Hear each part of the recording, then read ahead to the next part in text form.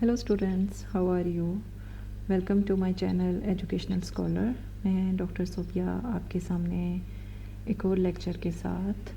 आज के लेक्चर में मैं आपको जेनेटिक कोड के बारे में बताऊंगी। ठीक है, इससे पहले आपने न्यूक्लिक एसिड्स का लेक्चर देखा होगा। अगर नहीं देखा तो डिस्क्रिप्शन में उसका लिंक मौजूद है, उसमें आप जान सकते हो न्यूक्लिक एसिड जिसमें डिफरेंट न्यूक्लियोटाइड्स अटैच होते हैं, जिसमें बेसिस इन्वॉल्व होती हैं। ठीक है, 4 kind of basis: adenine, thymine, guanine and cytosine. जब न्यूक्लिक एसिड की one of the type DNA होती है, लेकिन जब आरएनए होगी तो आपका थाइमिन जो है वो रिप्लेस हो जाता है यूरेसिल के बारे में। ठीक है, तो यहाँ पे आपको डीएनए का डबल स्ट्रैंडेड स्ट्रक्चर, यहाँ पे उन्होंने बताया कि डीएनए के स्ट्रक्चर के अंदर मल्टीपल बेसिस अटैच होती हैं। इनमें से ATGC आपको एक लॉन्ग सीक्वेंस दिखा दिया गया। 3 बेसिस जो हैं वो आपकी कोड करती हैं one kind of amino acid, जिसे कोडोन या जेनेटिक कोड का नाम देते हैं। तो आज के हम इस लेक्चर में इसी चीज़ के बारे में डिटेल से देखेंगे।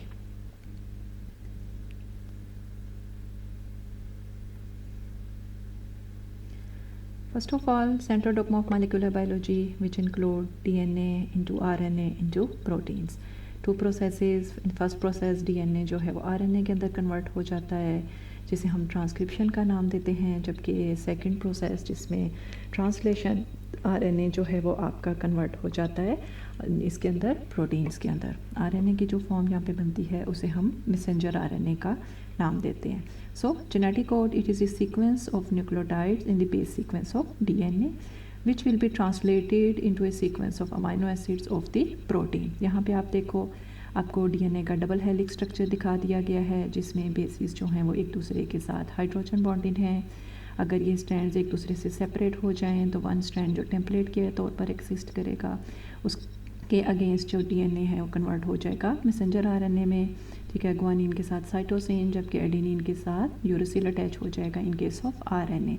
इस प्रोसेस को हम ट्रांसक्रिप्शन का नाम देते हैं। ये RNA की जो फॉर्म बनती है इसे हम मैसेंजर RNA का नाम देते हैं। देन इस मैसेंजर RNA के अंदर देखो मल्टीपल न्यूक्लियोटाइड्स जो हैं अटैच हैं।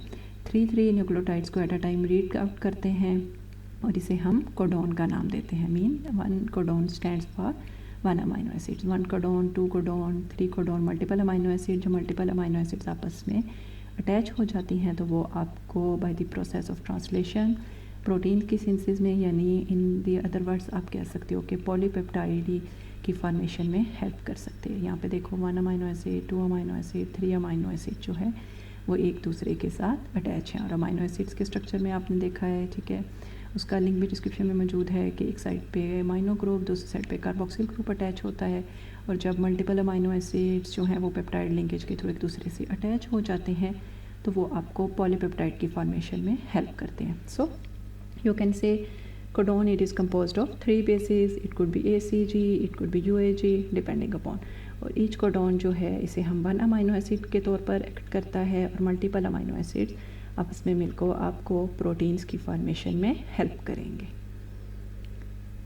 देखो 4 काइंड ऑफ न्यूक्लियोटाइड बेसिस जो हैं एग्जिस्ट करती हैं। ठीक है, adenine, guanine, cytosine and uracil messenger RNA के अंदर। ठीक है, और 3 बेसिस मिलके एक कोडोन की फॉर्मेशन में आपको हेल्प करते हैं। अभी पिछली स्लाइड में आपने देखा, यहाँ भी आपको दिखा रहे हैं, ये देखो मैसेंजर RNA को जो पिंक फॉर्म में दिखाया गया कि पूरा जी मैसेंजर RNA का स्ट्रक्चर है। ठीक है, लीनियर सीक्वेंस है, मल्टीपल बेसिस उसके ऊपर अटैच हैं। 3 बेसिस को at a time read out करेंगे, स्टैंड्स फॉर 1 कोडोन और you can say 1। So total 4 bases, 3 stands for 1 amino acid, 4 ratio 3 equal to 64 means total 64 codons exist कर सकते हैं। अमाइनो एसिड जो हैं इसकी 20 काइंड्स हैं। Mean for 20 kind of amino acid 64 codons exist. इसका मतलब क्या हुआ कि there could be more than 1 codon for a single amino acid. यानी अमाइनो एसिड्स की तादाद तो 20 है, 64 कोडोन्स तादाद है। ठीक है, तो इसका मतलब है कि एक अमाइनो एसिड के लिए ज़्यादा मल्टीपल अमाइनो एसिड्स जो हैं वो डिसाइड कर सकते हैं, यानी मल्टीपल कोडोन्स जो हैं वो सेम अमाइनो एसिड के लिए हो सकते हैं। ठीक है, अगर आप इसको रीडिंग करो तो ये इसकी रीडिंग हमेशा 5 प्राइम से 3 प्राइम डायरेक्शन की तरफ होगी। ठीक है, 3 प्राइम की तरफ इसलिए एरो लगा दिया गया है। फर्स्ट बेस आपकी 5 प्राइम बेस होगी, middle base and then last base that is the 3 prime base. 5 prime left, extreme left, 3 prime, extreme right। ठीक है। एग्जांपल्स यहाँ पे आप देखो तो इन कोडॉन्स में कुछ स्टार्ट कोडॉन्स एग्जिस्ट करते हैं, कुछ आपके एंड कोडॉन्स एग्जिस्ट करते हैं। स्टार्ट कोडॉन यानी जब आपका ट्रांसलेशन का प्रोसेस स्टार्ट होना होगा तो उसने कहीं से तो स्टार्ट होना है ना, तो AUG जो है ये हमेशा मिथियोनिन के लिए जो कि स्टार्ट कोडॉन के तौर पर एक्ट करता है इन केस ऑफ यूकैरियोट्स। अगर प्रोकैरियोट्स की बात करें it will replace with the formyl methionine. ठीक है। UCG सेराइन के लिए CCA फॉर प्रोलीन। इसी तरह जब आपका ट्रांसलेशन का प्रोसेस एंड होना होगा तो उन्हें तब भी कोई सिग्नल मिलेगा तो इन कोडॉन्स में से 3 जो हैं वो स्टॉप कोडॉन या नॉनसेंस कोडॉन्स के तौर पर एक्ट करते हैं। जब वो कोडॉन जैसे ही आकर अटैच होगा वहाँ पे आपका ट्रांसलेशन का प्रोसेस जो है वो स्टॉप हो जाएगा। So UAA, UAG and UGA they do not code for any amino acid, so they act as the stop codons. These are the termination codons भी, और ये आपकी इंडिकेट करते हैं कि अब प्रोटीन की मज़ीद सिंथेसिस नहीं होगी, या आप यूँ कह सकते हो कि ट्रांसलेशन का प्रोसेस जो है वो अब स्टॉप हो जाएगा। यहाँ पे आपको 64 कम्बिनेशंस दिखा दिए गए हैं। ठीक है। अगर इसको लिखना भी हो तो आप इस तरह से लिख सकते हो UCAG। ठीक है। एक्सट्रीम लेफ्ट पे फर्स्ट पे UCAG और राइट पे UCAG। ठीक है। बार बार लिख दिया गया है। जब आप रीड आउट करोगे U फर्स्ट U के साथ U देन C के साथ। ठीक है। यहाँ पे आपको देखो तो मिथियोनिन जो कि स्टार्ट कोडॉन के तौर पर हमेशा एक्ट करेगा।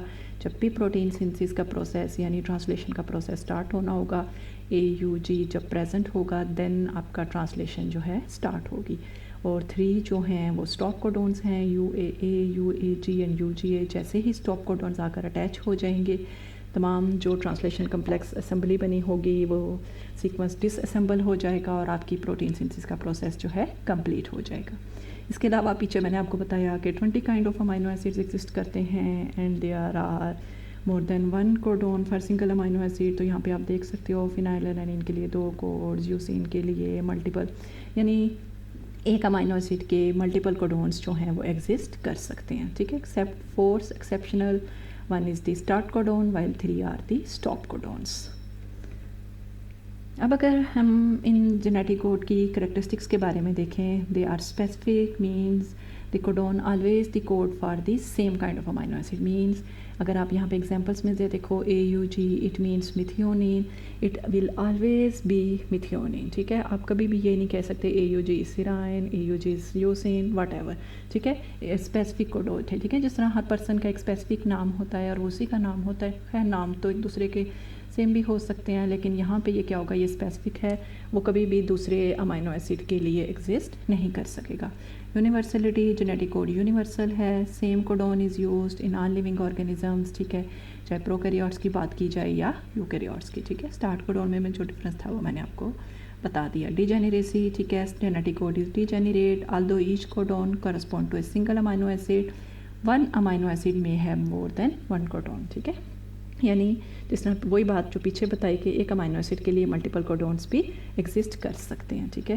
यानी अगर आप पीछे से ही एग्जांपल देखो, सपोज UU प्रेजेंट है तो आप इसको फिनाइलएलानिन रीड करते हो, WC प्रेजेंट होगा तो इसको भी आप फिनाइलएलानिन रीड आउट कर सकते हो। ठीक है।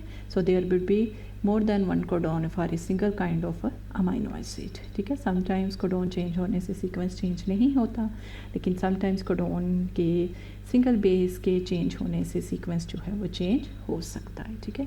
छोटा सा लेक्चर था ये जेनेटिक कोड के बारे में, लेकिन उम्मीद करती हूँ कि आपको समझ आ गया होगा। फिर भी कोई क्वेश्चन हो तो आप कमेंट में मुझसे पूछ सकते हो।